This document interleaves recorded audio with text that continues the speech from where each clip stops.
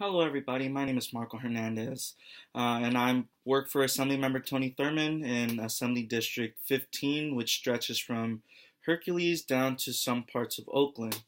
And I'm sorry I couldn't be there. I had some commitments that popped up all of a sudden.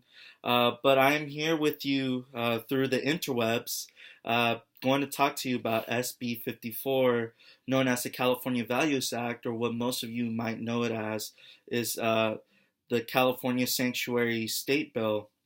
And so, to talking about this bill, I first want to talk about Assemblymember Tony Thurman's stances on immigration in the state of California, especially in our district. I can safely tell you that he will support Senate Bill 54, and looking at his track record, especially with the horrible decision by the Contra Costa County supervisors to expand the county jail, Assemblymember Tony Thurman called in and told the supervisors that he already knew that they were going to pass it, but he just wanted to make sure that they weren't going to use some of the grant money to house ICE agents in the facility. And so the supervisors did pass an amendment to their bill to not use the funds to house any ICE agents with this jail expansion that we all so dearly did not want to happen. And so, to go more into SB 54, looking at the past votes on the bill has been, by party lines during Senate committees and also Assembly committees.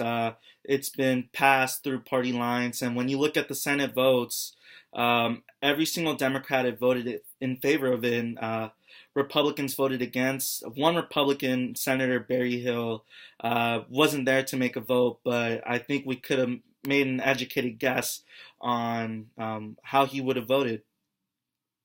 And so now, time for the nitty gritty of this bill. This bill let me see, will use a lot of its funds and its powers to publish model policies, limiting assistance with immigration enforcement to the fullest extent possible for use by public schools, libraries, health facilities operated by the state or political subdivision of the state, and courthouses, among others. And this bill would require all public schools, health facilities operated by the state or political subdivision of the state and courthouse to implement the model policy or an equivalent policy. And by short, they're going to be, the Attorney General of California, Xavier Becerra, is going to be forming regulations and telling public schools and hospitals and courthouses around the state to follow state law and to not put any, by not helping federal law enforcement in tracking down immigrants and using resources to do so. And all right, let's look. I have the document here in front of me, and I've highlighted some of the points that are important to tell. So if you're wondering why I'm just, looking on my computer so very intently, it's because I have the document right in front of me. And to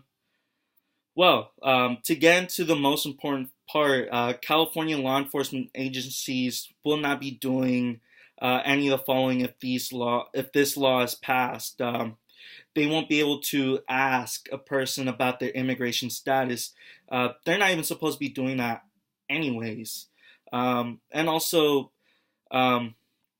let's see, providing personal information about the person, including to the home address or work address of the person arrested, and also making arrests based on civil immigration warrants. That will be a huge no-no. And also, when for some people who don't speak English, we'll need to have an interpreter to help interpret to the law enforcement officer about, what they need to say. And some of those times, an ICE agent would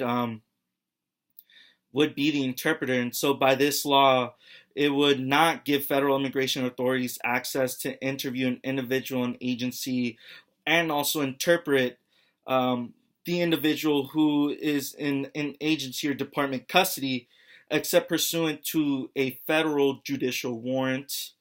And they won't be able to assist federal immigration authorities since it will be used. Since this law will prohibit them from using resources and to keep in contact with immigration authorities. And they won't be able to perform the functions of an immigration officer. And so sometimes immigration officers and federal authorities would deputize certain local or state officers to do, the work for the federal government and ICE, and they won't be able to do that in the state of California. And pretty much, those are the most important things that will be implemented in the law. The local agencies, police departments, and state police departments won't be able to use resources, so money, funds, and also, work with federal immigration authorities in case an individual who is an undocumented immigrant gets arrested. They won't be able to do such things because California values its immigrants and understands that immigrants in this country have built it from the bottom up. And, we're all immigrants no matter what, unless you're an indigenous person. You can't really say that. You can't really tell anybody that you don't belong here. And so, it'll give powers to the Attorney General to create laws regulations implementing this policy in schools, in state medical facilities, courthouses, etc. Because in some of these places, especially schools, it's important that every children gets educated. And with immigration and ICE going around raiding immigrant communities, people don't feel safe taking their children to school, or sometimes, wouldn't take them to school at all on some days because they're worried that they'll be deported. And that's not what we should do in this country. And I'm glad that California once again is the leader of implementing policies that advocates for human rights, especially for immigrants, and also constitutional rights too. Well, we're here to try to, better people's life, liberty, and help them pursue in their pursuit for happiness. And all of what the president is doing is going against all of those things. And no matter if you're documented, undocumented, permanent resident, the Constitution still applies to you as long as you're in this country. And so, that's all I have for Senate Bill 54. You can read up on it yourself at leginfo.legislature.ca.gov. Or you could just basically look up the bill text by Googling Senate Bill 54 California. And just read up. What you can do is basically with your assembly members, since the Senate has already voted on this bill, and we can all give thanks to our fellow Democrats who are always, doing work for the people, by the people, and with the people. And let's do the same with the Assembly. As we all know, the Assembly is a bit more moderate. Well, I wouldn't say a bit. It's actually way more moderate than the Senate. And so it's going to, some Assembly Democrats are to the center, and we have a few blue dog Democrats, meaning some conservative Democrats, because in their districts, if you're not a Democrat, you surely won't be elected. So a lot of conservatives run as Democrats. Especially in the Assembly, we have a few conservative Democrats. And my ask for all of you here in this meeting is to please call your assembly member's office, no matter if it's Tony Thurmond, Assemblywoman Baker, especially her, and no matter who it is, no matter if they support it or not, please call or email them.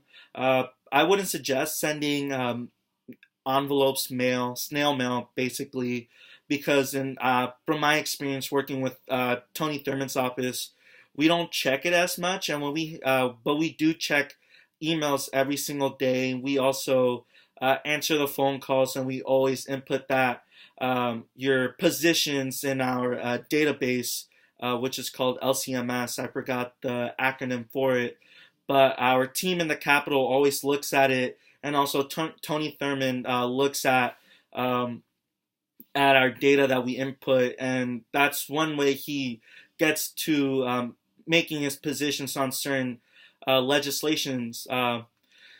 And with all of you, with some of you who need help with immigration services, becoming a legal resident or going through the citizen process, I encourage you to call your congressman, congresswoman's office. You can look up their information online. Just type their names. It should be the first thing that will pop up, and it will always have their phone number and email address.